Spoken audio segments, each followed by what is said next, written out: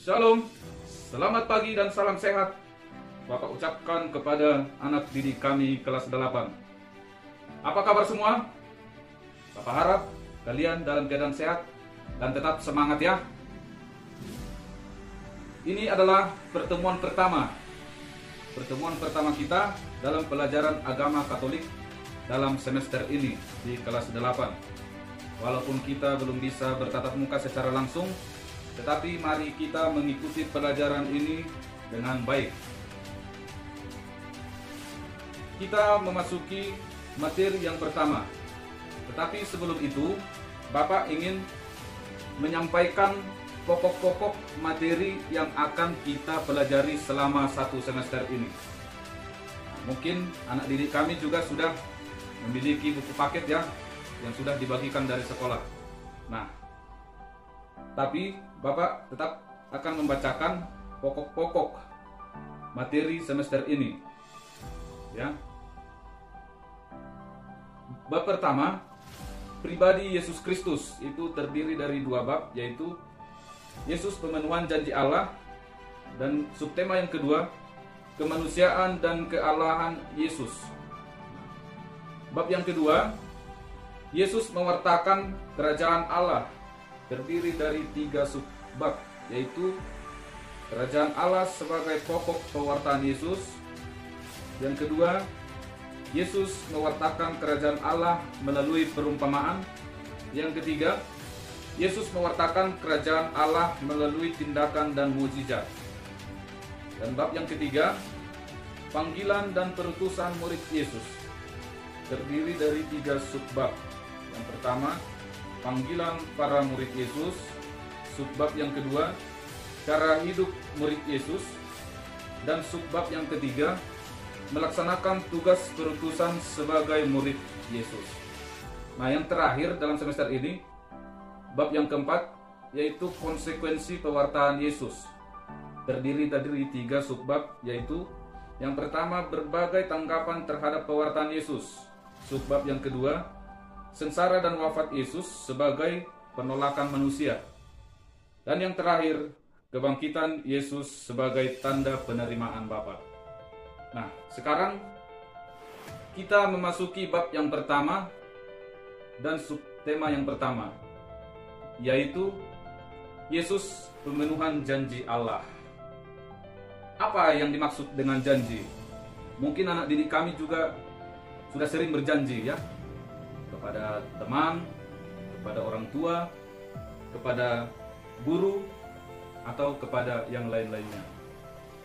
Dalam hidup bersama dengan orang lain, manusia mengenal istilah janji.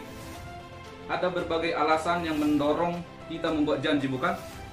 Nah, mungkin karena rasa cinta, atau karena rasa tanggung jawab, atau mungkin karena ingin membahagiakan orang lain dan ingin mewujudkan suatu cita-cita yang ada dalam diri kita.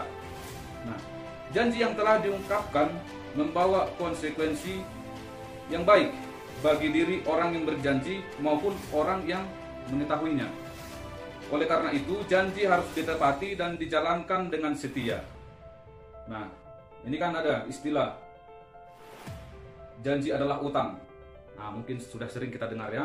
Nah, di sini juga dibuat setiap janji memiliki konsekuensi untuk ditepati, seperti yang Bapak sampaikan tadi. Nah, penepatan sebuah janji memerlukan pengorbanan. Menepati janji memberi kebahagiaan bagi kedua belah pihak. Nah, demikian juga janji Allah kepada manusia. Apa janji Allah kepada manusia? Nah, sejak semula Allah menciptakan segala sesuatu baik adanya. Nah, tetapi dalam proses perjalanan manusia berdosa. Nah, nanti bisa dibaca dalam kitab suci Kejadian 3 ayat 1-15. Nah, di situ akan dikisahkan, diceritakan manusia jatuh ke dalam dosa. Nah, tetapi pada akhirnya Allah menjanjikan penebusan. Nah, janji Allah tersebut tertulis juga dalam Yesaya 7 ayat 14. Nah, sesungguhnya seorang perempuan muda mengandung dan akan melahirkan seorang anak laki-laki, dan ia akan menamakan dia Immanuel. Apa artinya Immanuel? Immanuel artinya adalah Tuhan beserta kita. Nah, gitu ya. Lalu dalam Ibrani 1 ayat 1 sampai 4 juga dikatakan bahwa Allah memenuhi janjinya. Allah tak ingin manusia hancur dalam kuasa dosa. Janji Allah terwujud dalam pribadi Yesus Kristus, Sang Putra Allah sendiri, yang selama hidupnya selalu mewartakan keselamatan bagi semua orang. Oke, sampai di sini paham ya, anak didik kami? Nanti kalau kira-kira ada yang kurang dimengerti atau ada sesuatu yang mau ditanyakan, boleh ya ditanyakan melalui komentar di bawah atau melalui WA grup kita. Nah, silakan ya. Maka sebagai orang yang telah diselamatkan, nah kita harus memiliki hidup dengan semangat baru, yakni hidup yang sesuai dengan kehendak Allah, meninggalkan perbuatan dosa dan selalu mengarahkan diri pada keselamatan. Nah, di sini tadi dikatakan kita harus memiliki hidup dan semangat yang baru. Mungkin di kelas 7 kemarin ada hal-hal buruk atau hal-hal yang tidak baik yang sudah biasa kalian lakukan. Nah, itu hendaknya ditinggalkan. Nah, kalian kan sudah kelas 8, sudah naik kelas. Artinya sudah semakin bisa berpikir lebih baik dan melakukan sesuatu yang lebih baik dari sebelumnya. Oke? Ya, Bapak harap kalian dapat memahaminya. Baik, sebagai kesimpulan, Yesus merupakan pemenuhan janji keselamatan Allah kepada manusia.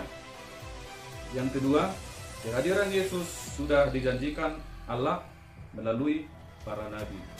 Tadi ditulis dalam kitab Yesaya. Nah, sampai di situ pelajaran kita pada hari ini. Nah, sebagai tugas, nanti dicatat ya, di catatannya dibaca dulu kitab suci. Ada tadi kutipan kitab suci di situ, silakan dibaca. Dan bukunya juga jangan lupa dibaca, ya, buku cetak yang sudah ada sama kalian. Nah, tuliskan di catatan kalian apa kira-kira yang sudah kalian pahami dalam pelajaran ini. Singkat saja ya. Nah, bisa sebagai kesimpulan.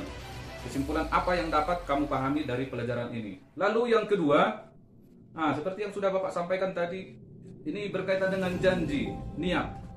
Tuliskanlah niat-niat yang akan kamu jalankan selama semester ini dalam proses belajar di sekolah ataupun di rumah.